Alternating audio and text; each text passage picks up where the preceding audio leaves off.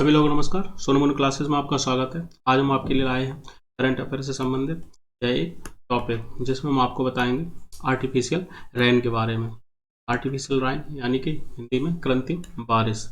मतलब जब बारिश नेचुरली होती है वो नेचुरल बारिश होती है, लेकिन कुछ ऐसे व्यवस्था की जाए जिसके माध्यम से हम जब चाहें बारिश की जा सके, तो उस प्रक्रिया को क्या कहते हैं?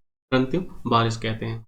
और ये हमारे सामने आई क्यों है कृत्रिम बारिश की आवश्यकता? क्योंकि अभी आप देख रहे हैं वर्तमान में दिल्ली और एनसीआर रीजन से संबंधित जो क्षेत्र हैं, दिल्ली, जिसे दिल्ली ना बोल के दिल्ली और एनसीआर रीजन जो इससे संबंधित है, इससे सटे जो क्षेत्र हैं, उनमें आप देख रहे हैं कि प्रदूषण की समस्या बहुत ज़्यादा हो रही है। AQI जिसे बोलते हैं एयर क्वालिटी इंडेक्स, जो है बहुत ज़्यादा ऊपर जा रहा है, और इसी कारण एक वैकल्पिक व्यवस्था के रूप में देखा जा रहा है। क्योंकि आप जानते हैं कि जब बारिश होती है तो बारिश होने की वजह से जो भी प्रदूषण है वो बारिश की वजह से साफ हो जाता है। तो चलिए शुरुआत करते हैं, क्या है इसमें, कैसे क्या होता है बताते हैं आपको।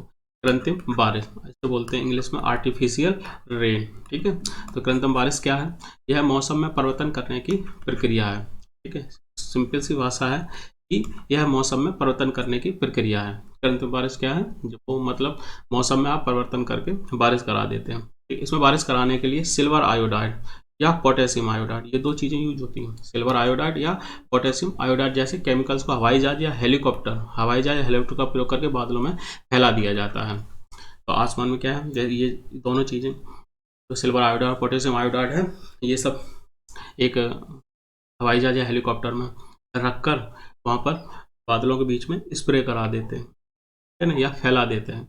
ऐसा करने से ये कण जो है आयोडाइड या पोटेशियम आयोडाइड, ठीक है, दो है, सिल्वर आयोडाइड और पोटेशियम आयोडाइड, बादल में रासायनिक बदलाव कर देते हैं। तो जो बादल होता है, ठीक है, जो बादल होता है इस पर हमने स्प्रे कर दिया। जब स्प्रे कर देते हैं क्या होता है? रासायनिक बदलाव कर देते हैं, जिस कारण पानी की बूंदें बनती हैं और बारिश होने लगती है। तो क्या होता है, जो पानी की बूंदें हैं वो बनती हैं और बारिश होने लगती है। इसकी आवश्यकता क्यों पड़ी? आवश्यकता, नीड क्या आई, मतलब अचानक ये चीज़ क्यों सामने आई? तो इसको बता दें, वातावरण में इससे वायु प्रदूषण, धुएं एवं धुंध को कम करने में मदद मिलती है। आप देख रहे हैं इस समय जो दिल्ली रीजन है और एनसीआर रीजन है, वो इन सभी चीज़ों से जूझ रहा है। मतलब यहाँ पे वायु प्रदूषण भी है, धूल भी है, धुआं भी है और धुंध भी है, सारी चीज़ें हैं। तो इसको कम करने के लिए इसकी आवश्यकता वैकल्पिक व्यवस्था के रूप में से देखा जा रहा है। इस प्रक्रिया को पूरा करने में या 1 से 2 घंटे में ये प्रक्रिया पूरी हो जाती है बस। इसके लिए आसमान में नमी से भरे बादलों का होना आवश्यक है। जो नेसेसरी कंडीशन है, कहना है जो बादल है वो नमी से भरा हो, मतलब इसमें नमी होनी चाहिए। अगर इसमें नमी नहीं है तो हमारे ये किसी काम का नहीं है। वर्तमान में यह कृषि, पर्यावरण या जल संसाधन से जुड़े महत्वपूर्ण उद्देश्यों को पूरा करने का एक प्रभावी तरीका है। इसे एक वैकल्पिक व्यवस्था के रूप में देखा जा रहा है, क्योंकि आप देखते हैं बहुत से क्षेत्र ऐसे भी हैं जहाँ पर बारिश होती ही नहीं है। तो अगर इस आर्टिफिशियल रेन वहाँ पे करा के बारिश करा दें तो उससे क्या होगा, यहाँ पर जो फसल है वो अच्छे से ग्रो कर जाएंगी। या जहाँ पर सूखे की समस्या है, तो अगर आप आर्टिफिशियल रेन करा दो यहाँ पर, तो क्या सूखे की समस्या से वहाँ निजात मिल जाएगी। इतिहास क्या है इसका, जो इसकी हिस्ट्री है के बारे में बता दें। हिस्ट्री क्या है? अमेरिकी मौसम विज्ञानी विंसेंट जोसेफ सेफर, ये हैं जो अमेरिकी वैज्ञानिक विंसेंट जोसेफ सेफर ने वर्ष 1946 में 1946 में, काफ़ी समय हो गया, इसे क्लाउड सीडिंग भी बोलते हैं या आर्टिफिशियल रेन भी बोलते हैं या कृत्रिम बारिश, तीन नाम हो गए, क्लाउड सीडिंग, आर्टिफिशियल रेन या कृत्रिम बारिश का आविष्कार किया था। किसने? विंसेंट जोसेफ सेफर ने। प्रयोग के दौरान इन्होंने सफलतापूर्वक कृत्रिम वर्षा कराई थी, साथ ही कृत्रिम बर्फ भी बनाई थी और इन्होंने कृत्रिम आइस भी बना दी थी। इससे यह उम्मीद जगी कि देश में भीषण सूखे से निपटा जा सकेगा। ऐसा उम्मीद आई लोगों के सामने कि जब चाहे तब बारिश करा लिया करेंगे। अब यहाँ पे जो नीड है वो है खर्च का मतलब क्या, इस काम को करने में खर्च कितना, तो लागत ज़्यादा है जिस कारण खर्चा ज़्यादा होता है।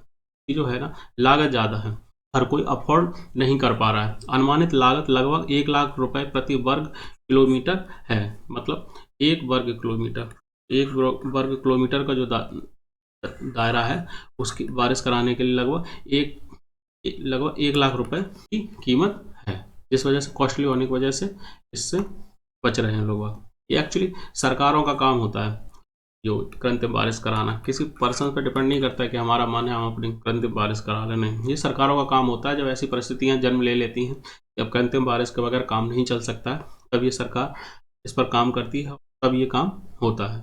नुकसान क्या है इसके, कृत्रिम बारिश के, मतलब हर चीज़ के, किसी चीज़ का अगर फ़ायदा है तो किसी चीज़ का नुकसान भी होता है उसका। दूसरा पहलू क्या है, इसके सफल होने के लिए मौसम संबंधी परिस्थितियों की भी आवश्यकता होती है। तो ऐसा तभी हो सकता है जब मौसम हमारे अनुकूल हो। ऐसा नहीं है कि बहुत ज़्यादा मौसम प्रतिकूल है, नमी भरे बादल नहीं है और अब बारिश करा दो, पॉसिबल नहीं है। कुछ परिस्थितियाँ देखी जाती हैं, जो मौसम विज्ञानी होते हैं वो चेक करते हैं कि हाँ, यहाँ पर कृत्रिम बारिश अगर इस समय कराई जाए या ये स्प्रे किया जाए तो इससे कृत्रिम बारिश हो सकती है। नमी से भरे बादलों की आवश्यकता होती है, जो कि हर समय उपलब्ध नहीं हो सकते हैं। जो बादल हैं नमी से भरे होने चाहिए, अगर वो नहीं है तो नहीं हो सकता। यह कोई परमानेंट उपाय भी नहीं है, और ये कोई परमानेंट उपाय नहीं है, वैकल्पिक व्यवस्था है। इसके लिए रसायनों के उपयोग की आवश्यकता होती है, जिनमें से कुछ हानिकारक होते हैं। तो जो इसमें रसायन यूज किए जाते हैं उनमें से क्या होता है, कुछ ह्यूमन हेल्थ को नुकसान भी करते हैं, तो इस वजह से भी इसे अवॉइड किया जा रहा है।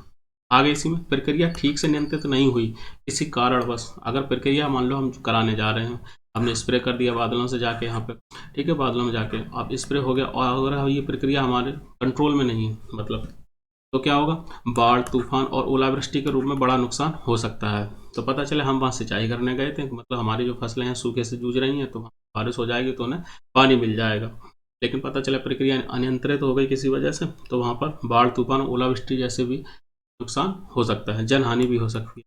अब जो इसकी चपेट में आ जाएगा तो जनहानि भी होने की संभावना है। हवा ने साथ नहीं दिया तो बारिश के बादल किसी और स्थान पर भी बरस सकते हैं, इससे भी नुकसान हो सकता है।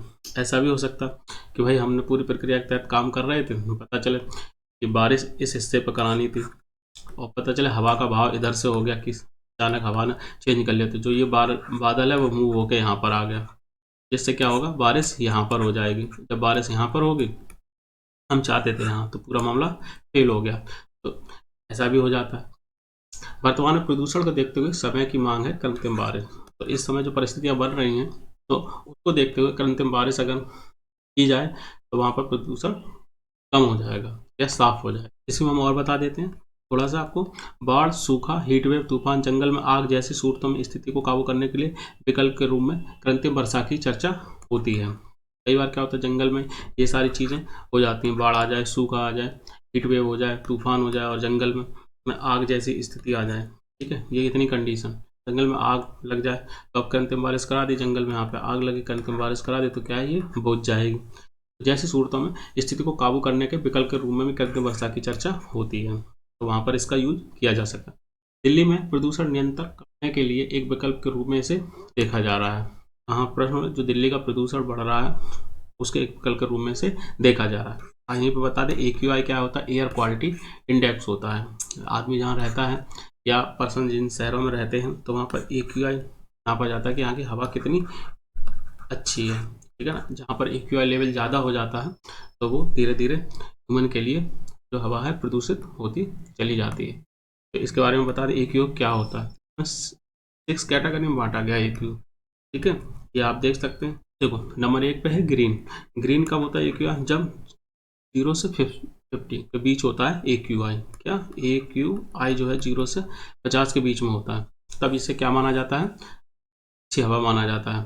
तो एयर क्वालिटी बहुत अच्छी है। Air quality is satisfactory and air pollution possesses little or no risk, ठीक है, कोई रिस्क की बात नहीं है। वहीं पर येलो कब होता है, जब 51 से 100 के बीच में AQI होता है, तब क्या होता है, इसे येलो माना जाता है।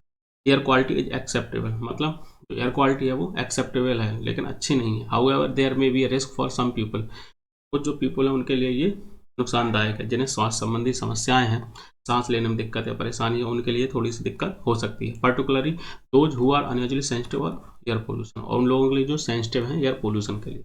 इसके बाद जो थर्ड कैटेगरी है वो है ऑरेंज की, अनहेल्थी फॉर सेंसिटिव ग्रुप, तो जिन्हें स्वास्थ्य समस्या है उनके लिए ये हवा जो AQI लेवल अगर 101 से 150 है तो ये इसमें उनके लिए थोड़ा सा दिक्कत है।